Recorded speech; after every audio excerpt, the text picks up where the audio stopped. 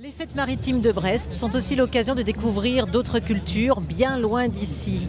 À l'image de la Polynésie qui est représentée toute la journée, l'occasion pour les visiteurs de découvrir les tatouages, les danses polynésiennes, mais aussi la gousse de vanille tahitienne. Bonjour. Donc vous faites partie du stand Polynésie et aujourd'hui c'est la journée consacrée à la Polynésie sur Brest 2016. Expliquez-nous un petit peu cette vanille de Tahiti, parce qu'on connaît souvent la vanille de la Réunion, de Madagascar. Voilà. Et comment est la vanille de Tahiti ? Alors la vanille de Tahiti, en fait, elle a une particularité, c'est que c'est la seule vanille au monde à être indéhiscente, c'est-à-dire qu'elle ne se fend pas à maturité et elle ne moisit pas. Elle peut rester 5 ans fraîche très facilement. Donc elle a une façon d'être cultivée qui est différente de celle de la Réunion. Parce qu'à la Réunion, en fait, ils vont la récolter verte et l'échauder. Et ensuite, ils vont faire le séchage au soleil. Alors que nous, en fait, après la fécondation de la fleur, on va attendre 9 mois. C'est pour ça que chez nous, on appelle ça le mariage. Parce qu'on attend 9 mois pour récolter la gousse. Et ensuite, on la fait sécher 4 à 6 mois au soleil. Voilà, on va la conserver comme ça dans un tube en verre. Et elle va se conserver comme ça pendant plus de 5 ans.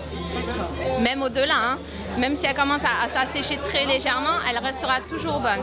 Comme toutes les gousses de toutes les façons, il ne faut jamais rien jeter dans la gousse, on utilise toujours tout. Voilà. Et on peut faire autant des cuisines sucrées que des cuisines salées, parce que la vanille étant une épice, donc c'est ni sucré ni salé. Une recette qui est très connue en Polynésie, c'est le mahi sauce vanille.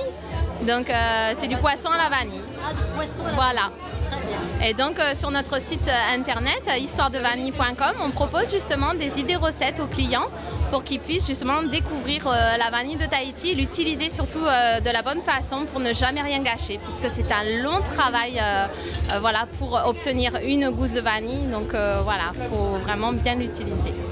Nous on propose en fait plusieurs sortes d'utilisation. On peut faire 5-6 recettes avec quoi. Donc par exemple, je sais pas, vous voulez faire un riz au lait, vous prenez votre gousse et vous la mettez entière directement dans le litre de lait. Donc vous avez fait bouillir votre lait et vous la mettez entière dans le litre de lait. Vous laissez votre lait refroidir et vous laissez 24 heures au frigo. Quand vous avez terminé ça, vous enlevez donc votre lait du frigo, vous enlevez la gousse qui est dedans et vous montez votre crème anglaise.